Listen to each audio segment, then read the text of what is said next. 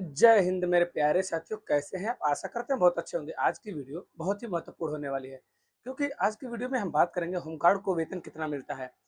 आप सभी को पता है कि होमगार्ड का वेतन 600 रुपये मिलता है, लेकिन इसके साथ-साथ उन्हें कुछ अन्य भत्ते मिलते हैं, जिनके बारे में बहुत कम लोग आपको बता पाते हैं या फिर बहुत कम जानकारी होती है। जैसे कि अभी हम बात करें कि वेतन कितना मिलता है, महँगाई भत्ता कितना मिलता है, आवास के लिए कितना मिलता है, भोजन भत्ता कितना मिलता है, मेडिकल सुविधा और सबसे महत्वपूर्ण कि अगर आप होमगार्ड बनते हैं तो आपको कई अलग-अलग तरह की ड्यूटियाँ कराई जाती हैं और उन अलग-अलग ड्यूटियों के लिए अलग-अलग तनख्वाह होती है, अलग-अलग वेतन होती है और उसकी कुछ सीक्रेट होती है, जिसके तहत आप उस जगह पर जा कर के अपने वेतन को बढ़ा सकते हैं। देखिए दोस्तों, आप किसी भी जॉब को करिए, चाहे प्राइवेट हो, चाहे सरकारी हो, आपका सबसे पहला सवाल यही होता है कि हमें वेतन कितना मिलता है। तो उसी के तहत अगर आप होमगार्ड भी बनते हैं, तो सबसे ज़्यादा ज़रूरी यही होता है कि हमें वेतन कितना दिया जाएगा। तो चलिए बिना किसी देरी के हम वीडियो शुरू करते हैं। देखिए दोस्तों, अगर वेतन की बात की जाए, तो सबको पता है कि 600 रुपए दैनिक भत्ते हमें मिलते हैं।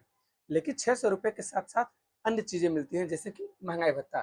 तो अगर नॉर्मल देखा जाए कि 1 दिन का वेतन कितना मिलता है, वो मिलता है हमें 600 रुपए, ठीक है? लेकिन अब बात करेंगे हम महँगाई भत्ता। महँगाई भत्ता की बात की जाए तो जैसे इस समय चल रही है 60% महँगाई भत्ता, चाहे वो पुलिस की हो, चाहे शिक्षकों की हो, चाहे होमगार्ड की किसी की भी हो, 60% महँगाई भत्ता लगेगा। तो 600 का 60% अगर निकालेंगे हम लोग, 360 रुपए आएगा। मतलब क्या दोस्तों? 360 रुपए। 600 रुपए प्लस 360 रुपए, ये आपके दैनिक भत्ते हो गए। मतलब 1 दिन का वेतन आपको मिलेगा 600 प्लस 360 बराबर 960 रुपए। अब अलग-अलग ड्यूटियों के हिसाब से आपकी अलग-अलग वेतन में मिलती है। इतना तो कम से कम है कि 960 आपको मिलेंगे ही मिलेंगे। लेकिन कई ऐसी ड्यूटियाँ होती है जैसे कि बाह्य जनपद की ड्यूटी, थानों पर ड्यूटी, 112 में ड्यूटी, शांति व्यवस्था ड्यूटी, उनके लिए अलग-अलग वेतन होता है और वहाँ पे नियुक्ति कैसे होती है, इसकी बात हम बाद में करेंगे। अब अगर बात करें आवास भत्ता, दोस्तों जैसा कि आप सभी को पता है कि हमारी ड्यूटी हमारे जिले में ही हमारे तहसील के अंतर्गत ही लगाई जाती है, तो हमें कोई भी आवास भत्ता नहीं मिलता है क्योंकि 8 घंटे की ड्यूटी होती है, उसके बाद हम अपने आवास पे चले जाते हैं, अपने घर पे चले जाते हैं, ठीक है? तो आवास भत्ता आपको 0 रुपए मिलेगा। ये क्लियर कर लीजिए आप लोग, आवास भत्ता हमें नहीं दिया जाता है। अब बात करेंगे हम भोजन भत्ता। दोस्तों जैसा कि हम लोगों को सिपाहियों को 1800 कुछ रुपए भोजन भत्ता मिलता है, आपको कितना मिलेगा? आपको दोस्तों 0 रुपए, क्योंकि अमूमन ये माना जाता है कि होम डिस्ट्रिक्ट में इनकी तैनाती होती है, तो घर से ही आते-जाते हैं, इसलिए इनका भोजन भत्ता भी 0 होता है। अब बात करेंगे हम मेडिकल सुविधा। तो देखिए, मेडिकल सुविधा जैसा सिपाहियों के लिए है, वैसा ही लगभग सबके लिए जो भी सरकारी कर्मचारी हैं, उनके लिए उत्तर प्रदेश में बना दिया गया है कैशलेस हेल्थ कार्ड की सुविधा। तो उसके तहत आपको 5 लाख फ्री इलाज, 5 लाख तक का फ्री इलाज आप करवा सकते हैं अपने या फिर अपने परिवार की।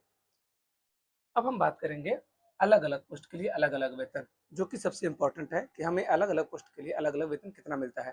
तो दोस्तों, सबसे पहले थानों पर अगर हम बात करें, तो आपको मिलेगा सॉरी 600 प्लस 360 बराबर 960 रुपए।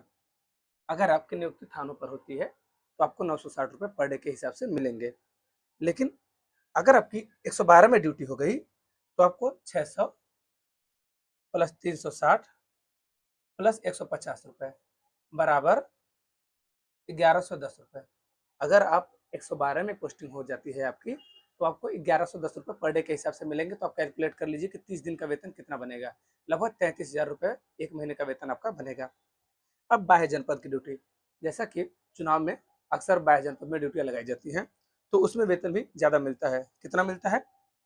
600, 360, 120, 1080। अगर आप कहीं चुनाव कराने गए हैं या फिर बाह्य जनपद में आपकी वैसी ड्यूटी लगाई गई है सुरक्षा व्यवस्था के लिए, तब भी आपका वेतन 1080 रुपये पर डे के हिसाब से मिलेगा और ये वेतन अभी के लिए है और ये वेतन हर साल बढ़ते ही जाता है, क्योंकि डियरिंग अलाउंस जिसे हम डीए कहते हैं या फिर महंगाई भत्ता, तो ये साल में 2 बार लगता है। 2027 में 60% से फिर बढ़ जाएगा, 2028 में फिर ऐसे बढ़ जाएगा, तो वेतन हमेशा बढ़ते ही रहता है। लेकिन अब बात करें कि 8वें वेतन के बाद हमारा वेतन कितना हो जाएगा। 8वां वेतन आयोग जब जारी हो जाएगा, उसके बाद हमारा वेतन कितना होगा। तो जैसे 600 अभी चल रहा है, ठीक है दोस्तों, तो ये बढ़ करके हो सकता है 850 रुपये हो जाए। तो सोच लीजिए, अब इसी के अनुसार आप कैलकुलेट कर लीजिए ₹250 पर महीने में, मतलब पर डे के हिसाब से पर महीने में आप कैलकुलेट कर लीजिएगा, लगभग ₹7,000 प्लस हो जाएगा। ठीक है। अगर आपके वेतन 1110 रुपये बन रहे हैं एक दिन के, तो आप जोड़ लीजिए प्लस इसमें ₹250, तो ₹1350 लगभग आपके वेतन बनेंगे। चलिए दोस्तों, फिर अगर कोई सवाल रह जाता है तो आप कमेंट बॉक्स के माध्यम से पूछ सकते हैं। बाकी मिलते हैं नेक्स्ट वीडियो में, तब तक के लिए जय हिंद।